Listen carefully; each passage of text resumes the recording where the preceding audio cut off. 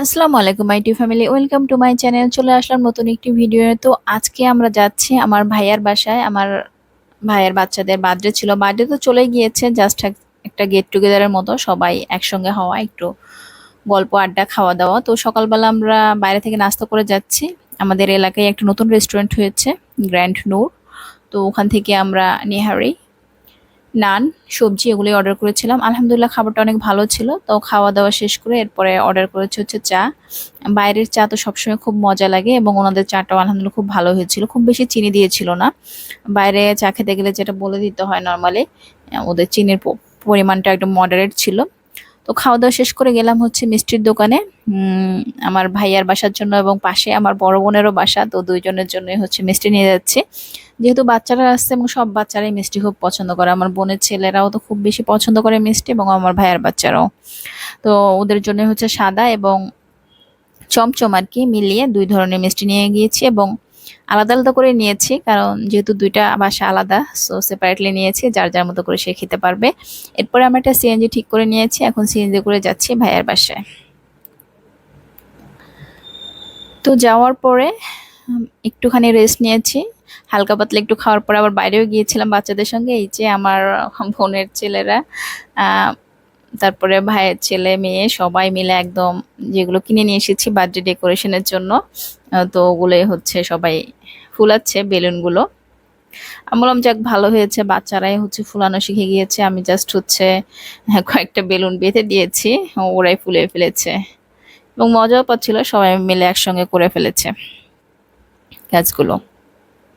তো এই যে বাবুল গানটা দিয়ে হচ্ছে এখন বাবুল দেখাচ্ছে যে কিভাবে বের হয়। এই বাবুল গানটা হচ্ছে আমার ভাইয়া ওর বাচ্চাদেরকে কিনে দিয়েছিল বার্থডে উপলক্ষে। তো 3-4 দিন আগে কিনেছে, ওরা রেখে দিয়েছে আমাদেরকে দেখানোর জন্য আর কি। আমরা আসলে এই তো বার্থডে ডেকোরেশন মোটামুটি কমপ্লিট, এগুলো সবই লাগিয়েছে আমার বোনের ছেলে। আমি বললাম যাক বাচ্চা কাচ্চা বড় হয়ে ভালো হয়েছে, এখন আর আমাকে কষ্ট করতে হয় নাই। আর প্লাস্টিকের চেয়ারে দাঁড়ানোর মতো সাহস এখন আমার আর নাই, একটু ভয়ই লাগে। তো এই তো মোটামুটি সবই করে ফেলেছে, আর অল্প কিছু বেলুন ওরা বেঁধে লাগাচ্ছিল বিভিন্ন জায়গায়। এদিকে আবার উকি দিয়ে দেখছে আমার বোনের মেয়ে, অনেকদিন পরে দেখেছে আমাকে, তো এই জন্য কাছে আসছে না, একটু দেখে দূরে দূরে দাঁড়ায় থাকছে এরকম। তো কেক বানিয়েছে হচ্ছে আমার বোন, বড় বোন আগের দিনই বানিয়ে রেখেছে। এখন হচ্ছে ডেকোরেশনের পালা, ও ক্রিম ট্রিম সবকিছু বিট করে রেডি করে নিয়েছে। আহ, যেহেতু আমার বোনের মেয়ের হচ্ছে পিঙ্ক কালার খুব পছন্দ, মেয়ে বাচ্চাদের বেশিরভাগেরই পিঙ্ক কালার পছন্দ হয়, সো আমার বোন ঠিক করেছে একদম ফুল একটা পিঙ্ক কেক বানাবে। সো এই যে 3 টায়ার কেক বানিয়েছে, আলহামদুলিল্লাহ কেক ভালোই বানিয়েছে। ও হচ্ছে অনলাইনে শিখেছে, খুব বেশি প্রো না, বাট কেক, ওর কেক খেতে খুবই মজা।